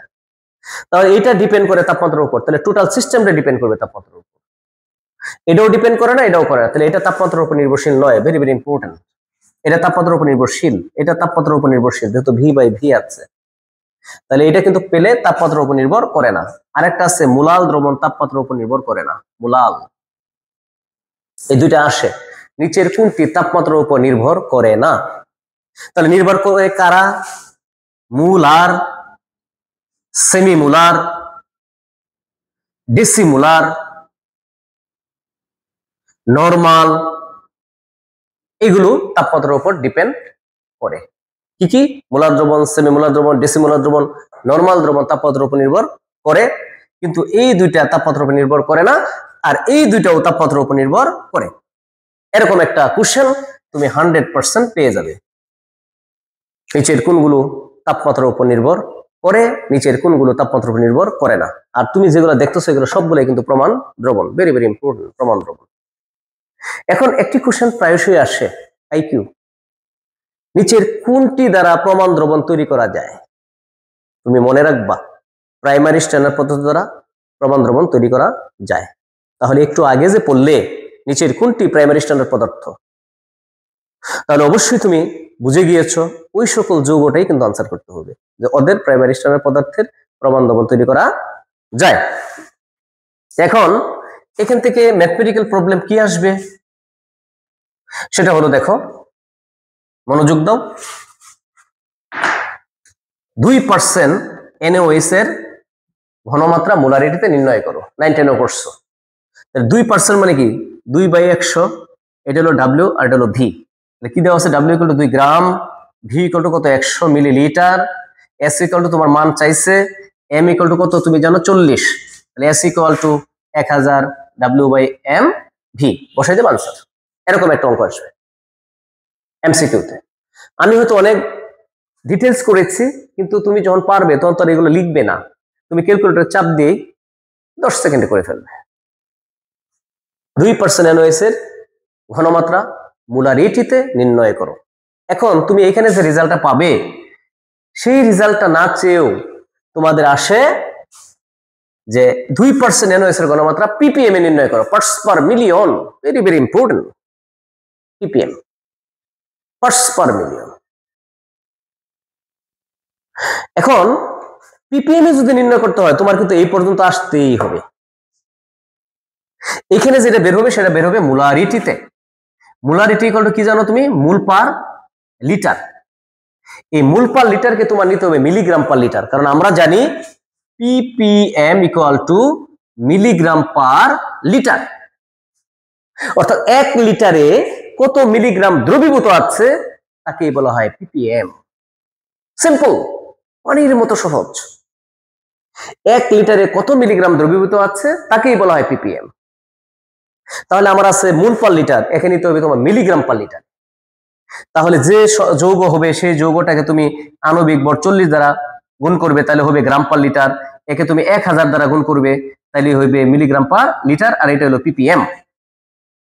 অর্থাৎ মোলার যেটা বের হবে তাকে তুমি যে যৌগ দেওয়া থাকবে সেই যৌগের আণবিক ভর দ্বারা গুণ করবা, এবং এরপর তুমি 1000 দ্বারা গুণ করবা, তাহলেই তোমার ppm এ ঘনমাত্রা বের হবে। আমি একটা এক্সাম্পল দেই। মনে করো 0.1 মোলার NaOH এর ঘনমাত্রাকে ppm এ নির্ণয় করে দাও। খেয়াল করবে, ppm এ নির্ণয় করে দাও। আশা করি তোমরা সবাই বুঝতে পারতেছো। যদি একে ppm এ নির্ণয় করি, তাহলে 0.1 মোলার দেওয়া আছে, একে তুমি চোখ বন্ধ করে 40, যেহেতু NaOH এর আণবিক ভর, আর হলো 1000 গুণ করে দিবে = ppm। আশা করি তোমরা বুঝতে পেরেছো। তাহলে এইটা করতে তোমার কয় সেকেন্ড সময় লাগবে? 5 সেকেন্ড। এরকম একটি কোশ্চেন তোমরা পেয়ে যাবে। প্রায়শই যে কোশ্চেনটা তোমাদের আসে সেটা হলো 2 মিলিলিটার 0.1 মোলার HCl এবং 0.1 মিলিলিটার 1 মোলার HCl এর ঘনমাত্রা, মিশ্রণের ঘনমাত্রা নির্ণয় করে দাও। খুব ইম্পর্টেন্ট। তোমার দেখে মনে হয় হাস্যকর, কেমন এখানেও এসসিএল এখানেও এসসিএল, দুইটা এসসিএল মিশাইতেছে, এটার সাথে এইটা এটার সাথে এটা যোগ করে দিলে তো হয়ে যায়। আসলে কিন্তু এত সহজ নয়। তোমার দেখো এখানে আছে 2 মিলিলিটার 0.1 মোলার এসসিএল আর আছে 0.1 মিলিলিটার 2 মোলার এসসিএল, অর্থাৎ এদেরকে আগে এক জাতীয় ঘনমাত্রা নিতে হবে। এক জাতীয় ঘনমাত্রা না নিয়ে তুমি এদেরকে মিক্স আপ করতে পারবে না। তুমি দেখো এখানে ঘনমাত্রা আছে 0.1 মোলার, এখানে ঘনমাত্রা আছে তোমার 2 মোলার, অর্থাৎ তোমার একটা, আমি দুধ কিনেছি মনে করো খুব খাঁটি দুধ, আরেকজন তুমি মনে করো দুধ কিনেছো একটা 1 লিটার দুধ কিনছো, এখানে হাফ লিটারে পানি আছে, তুমি আমাকে এসে বলতেছো যে দুইটা মিক্স করে আমরা আলাদা করে নিয়ে নেই, চলেন। এটাকে আমি করব? কখনো করবো না, কারণ আমার যে ঘনমাত্রা দুধের সেটা অনেক বেশি ভালো খাঁটি দুধ। তুমি যেটা কিনেছো সেটা তো মিক্স আপ করা পানি, তরল, সেটা মিক্স আমি করবো না। ঠিক এরকম দেখো এখানে ঘনমাত্রা আছে 2 মোলার, এখানে ঘনমাত্রা আছে 0.1 মোলার, এটা মিক্স আপ করা যাবে না। আগে এক জাতীয় ঘনমাত্রা ট্রান্সফার করো। সেটা কিভাবে? 2 মিলিলিটার 0.1 মোলার এসসিএল, 2 এর সাথে 0.1 গুণ দাও মিলিলিটার 1 মোলার এসসিএল, আবার এখানে কত আছে দেখো 0.1 মিলিলিটার 2 মোলার এসসিএল, 0.1 ইন্টু 2, অর্থাৎ এই দুইটাকে এখানে নিয়ে এসে গুণ করে দাও মিলিলিটার 1 মোলার এসসিএল। তুমি এখন দেখো এখানেও 1 মোলার পেয়েছো, এখানে 1 মোলার পেয়েছো, তাহলে এই আয়তন আর এই আয়তন যোগ করলাম, এটা হলো ভি এসসিএল এর আয়তন, 2 ইন্টু 0.1 যোগ ইন্টু 2, এত মিলিলিটার, এটা পাইছো। এস এসসিএল পাইছো তুমি কত? এই যে 1 মোলার, এই যে এসসিএল এর ঘনমাত্রা 1 মোলার, আর তোমার চাইছে মিশ্রণের ঘনমাত্রা, তাহলে ভি মিশ্রণ কত, যখন মিক্স করছো তখন কিন্তু আয়তন কত ছিল, যখন তুমি মিক্স করছো তখন আয়তন ছিল 2 আর ছিল কত 0.1, তাহলে 2 যোগ 0.1 মিলিলিটার, তাহলে এস মিশ্রণ ইকুয়াল টু হোয়াট? এটা তো অঙ্ক। তাহলে সূত্রটা কি বসাবে? V1S1 ইকুয়াল টু V2S2 বসাই দেব আনসার। আমি আবার বলছি, একটু খেয়াল করো, 2 millilitre 0.1 molar SCL, 0.1 millilitre 2 molar SCL এর মিশ্রণের ঘনমাত্রা নির্ণয় করে দাও। আমি এক জাতীয় ঘনমাত্রা নিচ্ছি, এখানে দেখো 1 মোলার 1 মোলার নেওয়ার পরে এইটা যুগ, এটা হলো অ্যাসিডের আয়তন আর অ্যাসিডের ঘনমাত্রা দেওয়া আছে এখানে। যখন তুমি মিক্স আপ করছো তখন 2 মিলিলিটার আর 0.1 মিলিলিটার কিন্তু মিক্সার করছো, এটা হলো মিশ্রণের আয়তন আর মিশ্রণের ঘনমাত্রা V1S1 ইকুয়াল টু V2S2। এই তোমাদের অবজেক্টিভটা অনেকবার টাকা বোর্ডে আসছে, অনেকবার সিকিউতে 4 নাম্বার আসছে। তুমি এটা করে যাবে, এটা সিকিউতেও পাবে এমসিকিউতেও পাবে। এখন বলতে পারো স্যার সিকিউতে 4 নাম্বারের এটা কি এমসিকিউতে দিয়েছে কি করবে? কিছু তো করার নাই।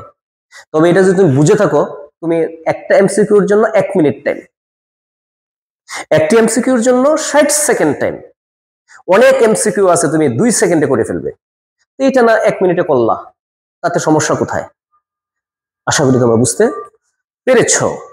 এখন এইখানে আর কি ধরনের অবজেক্টিভ এখানে আসে তুমি জানো, এটা পরিমাণগত অধ্যায়, জারণ বিজারণ একটা ফ্যাক্টর এখানে আছে, ভেরি ভেরি ইম্পর্টেন্ট।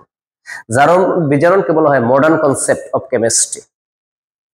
এখানে দেখো একটা মজার বিষয়, KMnO4, তুমি জানো এটা জারক, এটা আসে প্রায়ই যে KMnO4 ভেঙে পরিবর্তিত চেহারাটা বা অবস্থাটা কি হয়, পরবর্তীতে অবস্থাটা হয় Mn2+। এখানে মূল জারণ মান কত তুমি জানো? 7, 4 দুগুণে 8, 1 চলে গেল 7, তাহলে পূর্বে জারণ মান ছিল 7, এখন জারণ মান হলো 2, তাহলে পূর্বে জারণ মান ছিল +7, পরিবর্তিত জারণ মান কত? +2, এটি আসে কিন্তু পরিবর্তিত জারণ মান। বলছে এখানে আদান প্রদানকৃত ইলেকট্রনের সংখ্যা কত, অর্থাৎ এখানে ইলেকট্রন গ্রহণ করছে কত, 7 থেকে 2 বিয়োগ দাও 5, এই 5টা ইলেকট্রন এখানে গ্রহণ করছে। এভাবে আসে যে KMnO4 কয়টি ইলেকট্রন গ্রহণ করে, K2 Cr2 ও 7, এটার পরিবর্তিত মান কেমন, কয়টা ইলেকট্রন গ্রহণ করে, এখানে দেখো 6টা ইলেকট্রন গ্রহণ করে, এটা হলো +6। এভাবে আসবে অবজেক্টিভ, এখানে কয়টা ইলেকট্রন গ্রহণ করে এবং এখানে কয়টা ইলেকট্রন ত্যাগ করে, এরকম বিষয় আসবে। ত্যাগ আমি দুইটাই গ্রহণ দেখাইছি, দেখো তুমি শক থেকে বই আছে শক করে নিবে, এই শক থেকে একটা অবশ্যই 100% ওই শক থেকে কে জারক কে বিজারক এটা আসবে। আর এই বছর তোমাদের এমসিকিউতে গতবার মেডিকেল টেস্টে আসছে যে নিচের কোনটি জারক বিজারক উভয়ের উপর আচরণ করে, H2O2, ভেরি ভেরি ইম্পর্টেন্ট, জারক বিজারক উভয়, H2O2, হাইড্রোজেন পারঅক্সাইড, জারক বিজারক উভয়ের উপর আচরণ করে, এরা জারকও হয় বিজারক হয়, ইলেকট্রন ত্যাগও করতে পারে ইলেকট্রন গ্রহণও করতে পারে। আর কে আছে এরকম? Fe2+।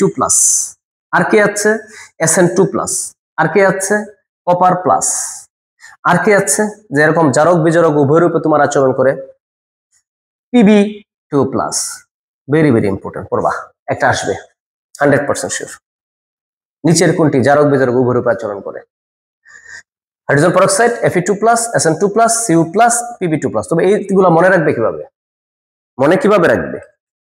মনে রাখো, দেখো আয়রনের যদি 2 হয় আর 3 হয়, যেহেতু 2 হয়েছে 3 হয় নাই, তাহলে এইটা কিন্তু আরো একটা ইলেকট্রন ছাড়তে পারবে, Fe3+ হবে। একটু দেখাই দেই তোমাকে, দেখো এটা Fe2+ একটা ইলেকট্রন ত্যাগ করে Fe3+ হবে, আবার এই Fe2+ দুইটা ইলেকট্রন গ্রহণ করে Fe হতে পারে। দেখো একই জিনিস, ইলেকট্রন ত্যাগ করছে আবার ইলেকট্রন গ্রহণ করছে, তাহলে এখানে জারণ এখানে বিজারণ। জারণ হলে তোমরা জানো বিজারক, এটা জারক। কিন্তু Fe3+ ত্যাগ করতে পারবে না, শুধু গ্রহণ করতে পারবে। গ্রহণ করলে বিজারণ, বিজারণ হলে জারক, অর্থাৎ Fe3+ শুধুমাত্র জারক হতে পারবে। তোমার এরকম আসবে নিচের কোনটি জারক বিজারক উভয় রূপে আচরণ করে? তুমি এটা সিকিউতে পাবো খতে 100%। Fe2+ জারক বিজারক উভয় রূপে আচরণ করে। আমি তোমাদের সিকিউতে শিওর শটে দিয়েছি, একটি পেয়ে যাবে, আবার এমসিকিউতে তোমরা এখানে পেয়ে যাবে। এখন দেখো আরেকটি বিষয়,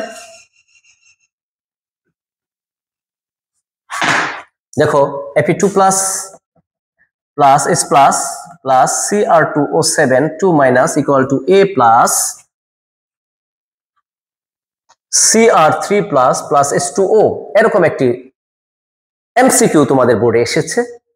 বলছে এখানে এ কে হবে, এস প্লাসের ফাংশন কি, এখানে কে জারক কে বিজারক, ভেরি ভেরি ইম্পর্টেন্ট। তুমি জানো এই জারকের সঙ্গী হলো এটা, এরা হলো জারক, এদেরকে বলো অম্লীয় জারক। আর এটা তাহলে কি বলো, তুমি বলো বিজারক। তাহলে জারক বিজারক ডিটারমিন করে ফেলাম, এখানে আসে উপরের কোনটি জারক উপরের কোনটি বিজারক করে ফেললাম। তুমি জানো যে জারক সে অপরকে বিজারিত করে, নিজে জারিত হয়। তাহলে এখানে আসবে কোনটা জারিত হয়েছে কোনটা বিজারিত হয়েছে। তাহলে জারক অপরকে জারিত করে, নিজে কি হয় বলো, অপরকে জারিত করে, নিজে বিজারিত হয়। তাহলে একটু খেয়াল করে দেখো, এখানে আসবে উপরের কোনটি জারক জারক, উপরের কোনটি বিজারক বিজারক, উপরের কোনটি জারিত হয়েছে জারিত, উপরের কোনটি বিজারিত হয়েছে বিজারিত, উপরের কোনটির জারণ ঘটেছে জারণ বিজারণ। তুমি দেখো কতগুলো অবজেক্টিভ এখানে হয়ে গেল, 1 2 3 4 5 6টি অবজেক্টিভ এখানে হয়ে গেল। এখন তুমি দেখো যেহেতু ক্রোমিয়াম 2+ এখানে দিয়েছে, তাহলে এটা কি হবে তুমি বলো দেখি। Fe2+ থাকলে কি হয়, Fe3+, এটা आंसर Fe3+। তোমার আসবে উপরের কোনটি জারক বিজারক উভয় রূপে আচরণ করে, Fe2+। Fe3+ জানি কি করে, একটু আগে বলেছি তোমাকে, এটা ইলেকট্রন শুধুমাত্র কি করবে, গ্রহণ, গ্রহণ করলে হয় বিজারণ, বিজারণ হলে কি জারক, অনলি জারক রূপে আচরণ করবে। এখন একটু খেয়াল করে দেখো, সবাই একটু মনোযোগ দিবে। প্রমাণ অবস্থায় 9 গ্রাম পানিতে কতটি হাইড্রোজেন পরমাণু আছে? একটি কোশ্চেন তোমাদের ঢাকা বোর্ডে এসেছে। প্রমাণ অবস্থায় 9 গ্রাম পানিতে কতটি হাইড্রোজেনের পরমাণু আছে? পরমাণু চাইছে, কতটি হাইড্রোজেনের পরমাণু আছে একটু খেয়াল করে দেখো। H2O 1 মোল ইকুয়াল টু 18 গ্রাম, তুমি জানো। তাহলে একটু খেয়াল করে দেখো, এই 18 গ্রামের মধ্যে কয়টা গ্রাম হাইড্রোজেন আছে? 1 × 2 গ্রাম, এটা হলো হাইড্রোজেন। তাহলে 18 গ্রামের মধ্যে, পানির মধ্যে হাইড্রোজেন আছে 2 গ্রাম, 1 গ্রামের মধ্যে কত আর 9 গ্রামের মধ্যে কত আছে এটা বের করে ফেলবে। এটা বের করে ফেললাম, অর্থাৎ 9 গ্রাম পানিতে কত গ্রাম হাইড্রোজেন আছে। যেহেতু হাইড্রোজেনের পরমাণুর সংখ্যা নির্ণয় করতে বলছে, ডিটারমিন করতে বলছে, এখন তুমি এরপরে বলবা 1 মোল H = 1 গ্রাম H। এই 1 গ্রাম H এর মধ্যে 6.023 পূরণ 10 23টি কি থাকে বলো, পরমাণু। তাহলে আমরা লিখবো 1 গ্রাম হাইড্রোজেনের পরমাণু থেকে এতটি, আর যত গ্রাম বের হয়েছে অত গ্রামে কতটি, आंसर। এগুলো ক্লাস 9 10 এও পড়েছো। এই জাতীয় এমসিকিউ গুলো আসবে। অর্থাৎ এই অধ্যায়ে যতগুলো এমসিকিউ ছিল সেগুলো কিন্তু আমরা পড়ে নিলাম। এরপরে দেখো পরিমাণগত রসায়নের পর আমাদের যেটা আছে তড়িৎ রসায়ন, খুব ইম্পর্টেন্ট এবং মজার অধ্যায়, এবং এখানে খুব কন্টেন্ট খুব কম। তোমরা জানো এখানে কি কন্টেন্ট আছে? ফার্স্ট ওয়ান, ফ্যারাডের সূত্র। ফ্যারাডের সূত্রটা কি? একটা ক্যালকুলেশন টাইপের সূত্র আছে, W = ZIT। জেড কি? এখানে জেড কিন্তু সংকোচনশীলতা গুণাঙ্ক নয়। দেখো একটু বলি, আমরা লিখে পড়লে মনে থাকবে এবং তোমাদের খুব সহজেই মনে হয়ে যাবে। একটু দেখো, তড়িৎ রসায়ন, ফ্যারাডের সূত্র W = ZIT। আমরা জানি Q = IT।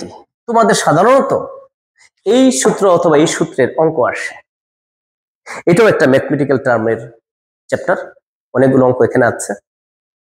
তুমি যদি মাত্র 5টা মিনিট একটু ধৈর্য সহকারে ক্লাসটা শোনো, তুমি এখান থেকে 3 থেকে 4টি অবজেক্টিভ পেয়ে যাবে, এবং এখান থেকে 2টা কি একটা অঙ্ক আসবে। আসে এটা অথবা এটা। Q = IT। I হলো তড়িৎ প্রবাহ, T হলো সেকেন্ডের সময়, সেকেন্ড, মিনিট থাকবে, আওয়ার থাকবে, সেকে সেকেন্ডে নিতে হবে। Q = IT। তোমার সেখানে চার্জের পরিমাণ বের করতে বলবে, তখন I এর মান বসাবা, T এর মান বসাবা, আনসার হয়ে যাবে।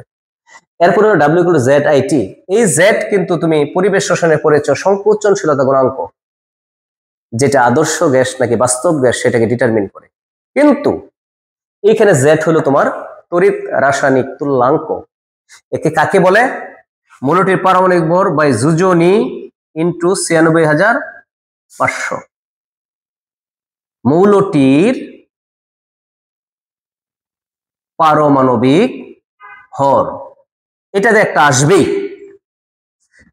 ফর এক্সাম্পল, জিঙ্ক এর অথবা জিঙ্ক সালফেট এ জিঙ্কের তড়িৎ রাসায়নিক তুল্যাঙ্ক কত? জিঙ্কের তড়িৎ রাসায়নিক তুল্যাঙ্ক কত, অথবা জিঙ্ক সালফেটে জিঙ্কের তড়িৎ রাসায়নিক তুল্যাঙ্ক কত?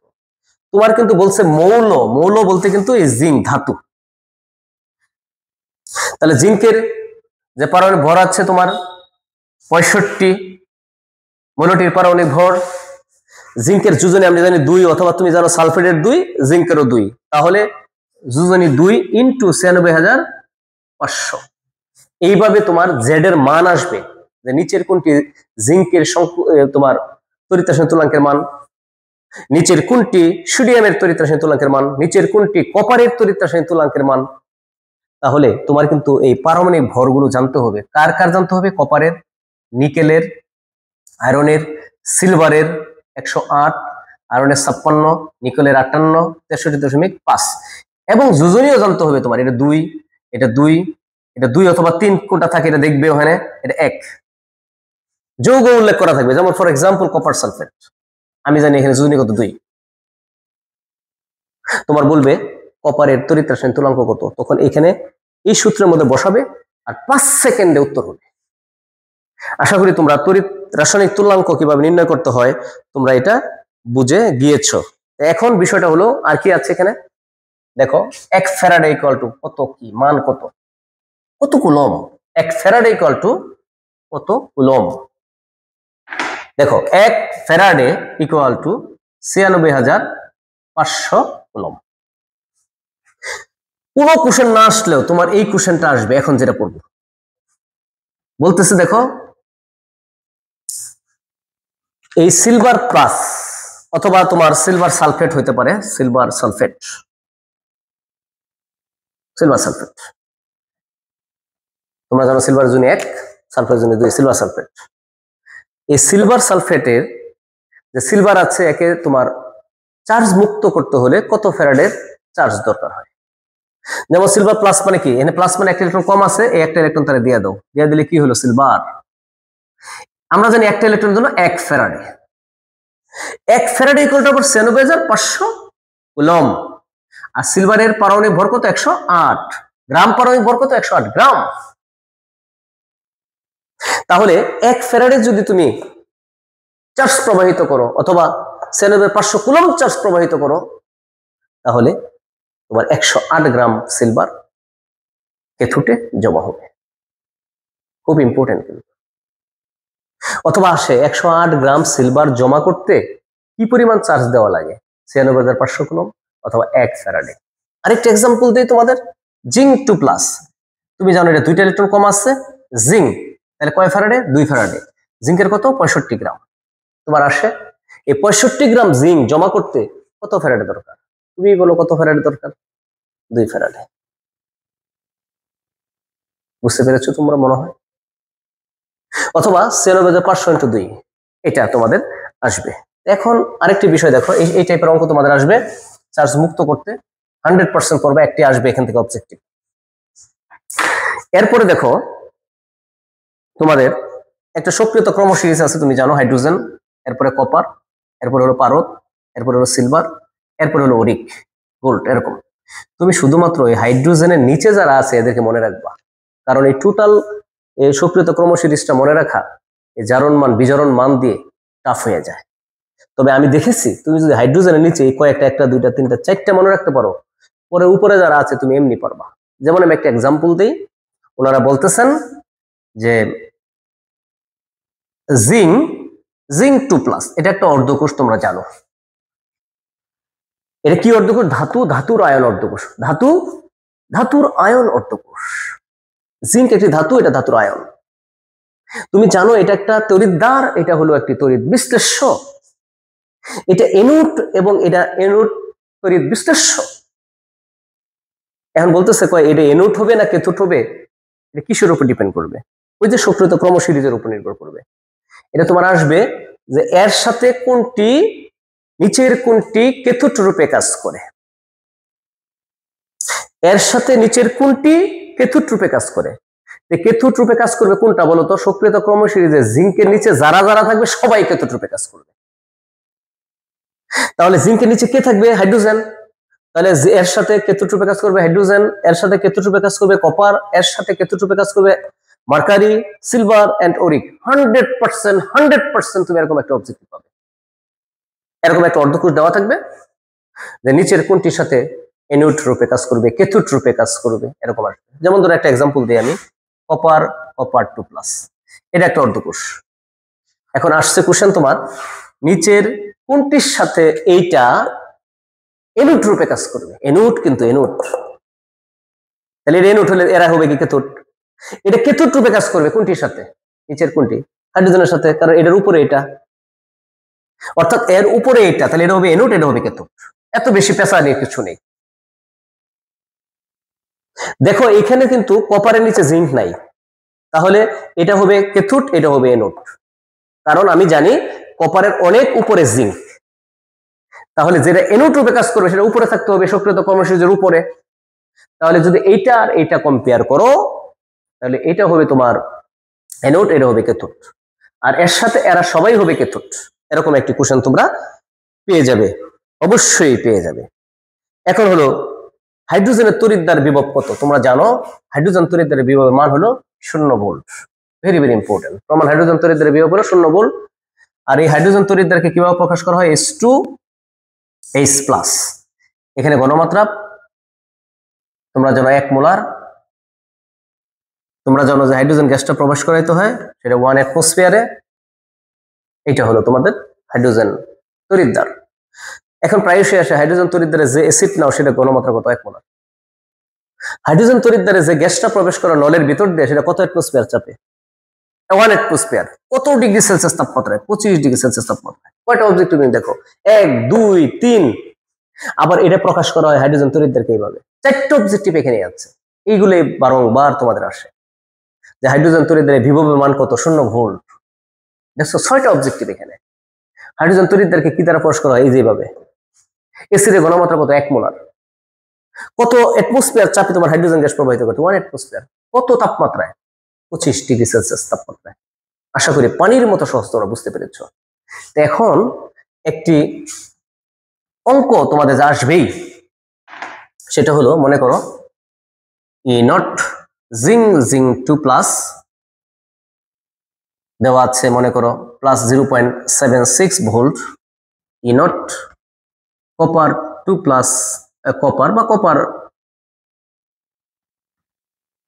2 plus equal to plus 0.34 volt. এটা দেওয়া আছে, এই দুইটা মান দেওয়া আছে তোমাদের। আর এই দুইটা মান মুখস্থ করবা, অবজেক্টিভও আসে এটা, অন্যগুলো মুখস্থ করতে হবে না, এই দুইটা মান মুখস্থ করো। দেখো জারণ মান, কিভাবে জারণ মান বুঝো, এই 0 থেকে 2+, দেখো জারণ মান বাড়ছে, 0 বড় না 2+ বড়, 2+ বড়, তাহলে জারণ মান বাড়লেই জারণ। আর এটা 0 থেকে 2+, এটাও জারণ মান বাড়ছে, দুইটাই জারণ। এখানে দুইটা অর্ধকোষ দেওয়া আছে, দুইটাই জারণ মান দেওয়া আছে। দুইটা অর্ধকোষের যদি দুইটাই জারণ মান দেওয়া থাকে, তাহলে দুইটারই তো তোমার জারণ করতে পারে না, একটা করবে জারণ আর একটা করবে বিজারণ। একটু আগে পড়াইছি কার, দেখো এটা কিন্তু সক্রিয়তা ক্রমশির যে উপরে, তাই এটা করবে জারণ, এটা করবে বিজারণ। সক্রিয়তা ক্রমশির তোমার মনে নেই, তাই বলে কি আমরা অঙ্ক করে আসবো না? এই মান দেখেও তুমি বলতে পারবা এটাও জারণ মান, এটাও জারণ মান, এটা বড় এটা ছোট। যেহেতু এই জারণ মান বড়, সেহেতু এটা জারণ করবে, এটা বিজারণ করবে। খেয়াল করবা কিন্তু, এটা জারণ করবে, এটা বিজারণ করবে। এটা এমসিকিউ আসছে, যদি এমসিকিউ এভাবে আসে তাহলে আমরা এক লাইনে কিভাবে করতে চাই একটু খেয়াল করবা। তাহলে এটা জারণ মান দেওয়া আছে, জারণই ঘটবে, কিন্তু এটার ঘটবে কি বলো, বিজারণ, কিন্তু দেওয়া আছে কি জারণ। তাই একে আমি কি করব, জাস্ট উল্টাই দিব, এটাকে এখানে আনলাম, এটাকে এই পাশে নিলাম, এটা মাইনাস ছিল প্লাস বানাইলাম, আনসার। এটার উত্তর হবে 1.1 ভোল্ট। কিচ্ছু না, সিম্পল। একটু মনোযোগ দেখালো, এই একটা অঙ্ক করলে 100 অঙ্ক হবে, একটা আসবে। তোমার এটা জারণ মান দেওয়া ছিল, এটা জারণ মান দেওয়া ছিল, কেমন দেওয়া ছিল এটা একটু আবার লিখি, তুমি তো আবার ভুলে গিয়েছো। Copper 2 plus equal to minus 0.34 volt, এটা দেওয়া ছিল। এটা যা আছে তাই দেওয়া ছিল, এটা দেওয়া ছিল, এটাও জারণ মান দেওয়া ছিল, এটাও জারণ মান দেওয়া ছিল, কিন্তু দুইটা তো জারণ করবে না, এটা করবে জারণ, এটা করবে বিজারণ। যেহেতু বিজারণ করবে, দিছে উল্টা জারণ, সেহেতু এই মাইনাস মানকে প্লাস করে দিয়েছে, আর এটা দুইটা যোগ করে দিয়েছে, এটি হলো আনসার। এই মানটা কিন্তু প্লাস বের হয়েছে। প্লাস বের হলে বিক্রিয়াটি স্বতঃস্ফূর্তভাবে ঘটবে, প্রায়শই আসে এরকম মান দিয়ে দিবে, বলবে এই বিক্রিয়াটি কি স্বতঃস্ফূর্তভাবে ঘটবে, যদি প্লাস থাকে বলবা হ্যাঁ, টিক চিহ্ন বাড়ি দিবা, স্বতঃস্ফূর্তভাবে ঘটবে। আরেকটি আসে যে এই এনোডের দ্রবণটাকে এই তামার পাত্রে রাখা যাবে কি, তুমি মনে রাখবা যে পাত্রের জারণ ঘটে সেখানে রাখা যায় না, আর যে পাত্রে বিজারণ ঘটে সেখানে রাখা যায়। যেহেতু তামা মানে কপার, দস্তা মানে জিঙ্ক, এই দস্তা আর তামা দেও কিন্তু উল্লেখ করে আসে। এখন তুমি দস্তা জানো না, তুমি অঙ্কটা পারলা না। তুমি তামা জানো না কপার, অঙ্কটা পারো কিন্তু পারলে না। তাহলে বলছে এনোডের দ্রবণটিকে মানে জিঙ্ক 2+ দ্রবণকে তামা দ্বারা নির্মিত পাত্রে রাখা যাবে কিনা, রাখা তো যাবে যেহেতু বিজারণ করছে, কিন্তু এই কপার 2+ দ্রবণকে দস্তা নির্মিত পাত্রে রাখতে পারবা না, কারণ এটার জারণ করছে, এটা ছিদ্র হয়ে যাবে। তাই কপার 2+ কে এই পাত্রে রাখতে পারবে না, কিন্তু এই জিঙ্ক 2+ কে এই পাত্রে রাখতে পারবা, কারণ এর বিজারণ ঘটছে। মনে রাখবা, বিজারণ ঘটলে রাখা যাবে, আর জারণ ঘটলে রাখা যাবে না। আর টোটাল কোষের মান যদি প্লাস হয় বিক্রিয়াটি ঘটবে, যদি মাইনাস হয় তাহলে বিক্রিয়াটি ঘটবে না। আশা করি তোমরা এই পর্যন্ত আপাতত বুঝতে পেরেছো। এখানে আর কি কোশ্চেন আছে, এখানে একটা কোশ্চেন 9 উপরে আসছো তোমরা, যে নিচের কোনটি তড়িৎ বিশ্লেষ্য, নিচের কোনটি তড়িৎ অবিশ্লেষ্য, নিচের কোনটি তীব্র তড়িৎ বিশ্লেষ্য, নিচের কোনটি মৃদু তড়িৎ বিশ্লেষ্য। যেমন C6H12O6, তোমরা জানো এটা গ্লুকোজ, অনেকে খেয়েছো, এটাকে কিন্তু তড়িৎ বিশ্লেষ্য নয়, তড়িৎ বিশ্লেষ্য নয়। চিনি তড়িৎ বিশ্লেষ্য নয়, অবিশ্লেষ্য। এখন তড়িৎ বিশ্লেষ্য কে, তীব্র তড়িৎ বিশ্লেষ্য NaCl, KCl, এরা তীব্র তড়িৎ বিশ্লেষ্য। মৃদু তড়িৎ বিশ্লেষ্য কে, CH3COH অ্যাসিড, অ্যামোনিয়া। তোমাদের বইয়ে এটার একটা ছক দেওয়া আছে, ছক, এই ছকটা পড়ে নিবে, তোমরা এই ছক থেকে একটা অবজেক্টিভ পাবে। এখন আমি 1 মিনিটে এই টোটাল আজকে যে ক্লাস নিলাম জৈব যৌগ বাদে, জৈব যৌগ তোমাদের কালকে আমি আপলোড করে দিব, জৈব যৌগ বাদে যে আমি ক্লাসগুলো নিলাম, অধ্যায়গুলোর 3টি অধ্যায়, পরিবেশ রসায়ন, তারপরে গুণগত তোমার পরিমাণগত রসায়ন, আর হলো তড়িৎ রসায়ন, এখান থেকে 3 5 15টা অবজেক্টিভ পেয়ে যাবে। জৈব যৌগ থেকে বাকিগুলো আসবে। জৈব যৌগ ইম্পর্টেন্ট ফ্যাক্টর, এই সেকেন্ড পেপারে একমাত্র A+ কাটা যায় এই জৈব যৌগের জন্য। জৈব যৌগের এক্সট্রা ক্লাস আমি একটা নিব, সেটা ভালো করে দেখবে, 100% 10টা অবজেক্টিভ পাবে। তবে এই 3 অধ্যায়ের যা পড়লাম এখান থেকে আমি একটা বিষয় তোমাদেরকে বলি, সেটা তোমরা অবশ্যই মনে রাখবা। সেটা কি বিষয় মনে রাখবা? এখানে হলো তুমি একটা বিষয় দেখবা, আমি তড়িৎ রসায়নটাই প্রথম বলি। দেখবে একটা ছক আছে তোমার, বিজারণ বিভবের মানের উপরে একটা ছক আছে, বিজারণ বিভব ক্রম অনুযায়ী, যেটা আমি অলরেডি বলছি, হাইড্রোজেনের নিচের গুলো পড়বো, উপরে গুলো পড়বা না। এই ছকটা ভালো করে পড়বা, একটা আসবে, একটা অবজেক্টিভ এখান থেকে, এই ছক থেকে। দ্বিতীয় নাম্বার, সক্রিয়তা ক্রম, এটার সাথে এটা একটু মিলিয়ে আছে, এই ছকটাও পড়বা, ছোটস্থ করো সক্রিয়তা ক্রমটা। এখান থেকে এই দুইটা মিলে এক দুইটা অবজেক্টিভ পেয়ে যাবা। এরপরে তুমি যেটা পড়বা, এখানে আরেকটি ছক আছে, নির্দেশক তীব্র অ্যাসিড, তীব্র ক্ষার, এর জন্য কি নির্দেশক ব্যবহৃত হয়? তোমরা জানো তীব্র অ্যাসিড এবং তীব্র ক্ষারের বেলায় কোনো নির্দেশক ব্যবহৃত হয়, মানে যে কোনো নির্দেশক ব্যবহৃত হয়, কোনো সিলেক্টিভ নির্দেশক নাই। মিথাইল অরেঞ্জ, মিথাইল রেড, ফেনাপথলিন, এক্সেপ্টা তীব্র অ্যাসিড তীব্র ক্ষারের বেলায় সব ধরনের নির্দেশক ব্যবহৃত হবে। তীব্র অ্যাসিডকে H2SO4, তীব্র ক্ষারকে NOS, এরকম একটা পিয়ার বা কাপল দেওয়া থাকবে, বলবে এই পিয়ারের জন্য কোন নির্দেশক, তুমি তো মনে রাখবা তীব্র অ্যাসিড তীব্র ক্ষার। এরপরে একটা আছে, মনে করবা এখানে তীব্র অ্যাসিড দুর্বল ক্ষার। যদি তীব্র অ্যাসিড হয় আর ক্ষার দুর্বল হয়, তাহলে দ্রবণটা হবে অম্লীয়, আর এই জন্য নির্দেশক হলো মিথাইল অরেঞ্জ এবং methyl red. Very very important, এই ছকটা পড়বা। দুর্বল অ্যাসিড দুর্বল ক্ষার, এটার জন্য কোনো উপযুক্ত নির্দেশক নাই। দুর্বল অ্যাসিড তীব্র ক্ষার, ক্ষারীয় হইলে এই জন্য একটা নির্দেশক আছে, নাম হলো ফেনাপথলিন। এবং এটা কোন পিএইচ পরিসরে কাজ করে এটাও পড়বা। এই ছকটা একেবারে ঠোঁটস্থ করবা, এই ছক থেকে একটা অবজেক্টিভ পাবা। তাহলে তোমাদের কয়টা ছক দিলাম এখানে? তড়িৎ রসায়নের যে ক্রমপুঞ্জিটা আছে সেটা পড়বা, এবং বিজারণ বিভবের মানের উপর ভিত্তি করে কে উপরে কে নিচে সেটা পড়বা। আর ছক পড়বা তীব্র অ্যাসিড তীব্র ক্ষারের নির্দেশকের যে ছক, এটা পড়বা। আরেকটা পড়বা জারণ বিজারণের যেটা ছক আছে, জারণ বিজারণের মান নির্ণয়, কে জারক কে বিজারক, এবং জারিত এ কি হয় বিজারিত এ কি হয়, একটা পাবে, প্লাস একটা, দুইটা পেতে পারো এখান থেকে। এই ছকটা পড়বা, জারণ বিজারণ। আশা করি তোমরা বুঝতে পেরেছো। এই জারণ বিজারণ থেকে এই ছকটা পড়বা। তারপরে তোমরা তড়িৎ রসায়নের যে বিজারণ বিভবের মানের উপর ভিত্তি করে একটা ছক আছে সেটা পড়বা। তারপরে তোমরা এখানে যে নির্দেশকের একটা ছক আছে সেটা পড়বা। এই তিনটা ছক থেকে দুই তিনটা অবজেক্টিভ এমনি পেয়ে যাবা। আর এই ছক থেকে যে সকল অবজেক্টিভ আসে এগুলি ভুল হওয়ার সম্ভাবনা থাকে 99%, কারণ এগুলো তো একটা মুখস্থ টাইপ, ছাত্রছাত্রী মনে রাখতে পারে না। তোমরা বলতে পারো স্যার এই দুইটা অধ্যায় থেকে তো ছক দিলেন, প্রথম অধ্যায়ে কোনো ছক নাই। হ্যাঁ আছে, প্রথম অধ্যায়ের ছক যেটা আছে সেটা হলো ওই যে বিওডি সিওডি আর টিডিএস, এটাতে ডাব্লিউএসও কর্তৃক, এই ডাব্লিউএইচও কর্তৃক যে বিওডি সিওডি টিডিএস এর যে নির্ধারিত মান দেওয়া আছে, সেই নির্ধারিত মানগুলো তুমি দেখে যাবে। এই ছকগুলো থেকে এটা আসে। ওখানে আরেকটি ছক আছে, আর এর তিনটি মানের ছক, সে আর এর তিনটি মানের ছকও তুমি পড়ে নেবে। আশা করি আজকের এই ক্লাসটি যদি তুমি মনোযোগ সহকারে সুন্দর করে দেখে এবং পড়ে যেতে পারো, আমি ইনশাল্লাহ শিওর এখান থেকে 15টা অবজেক্টিভ তুমি আনসার করতে পারবে।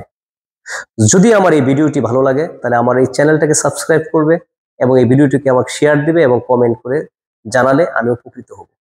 তোমরা সবাই ভালো থাকবে এবং তোমাদের পরীক্ষার জন্য ভালো হয় এই দোয়া রেখে আজকের মতো বিদায় নিতে চাচ্ছি।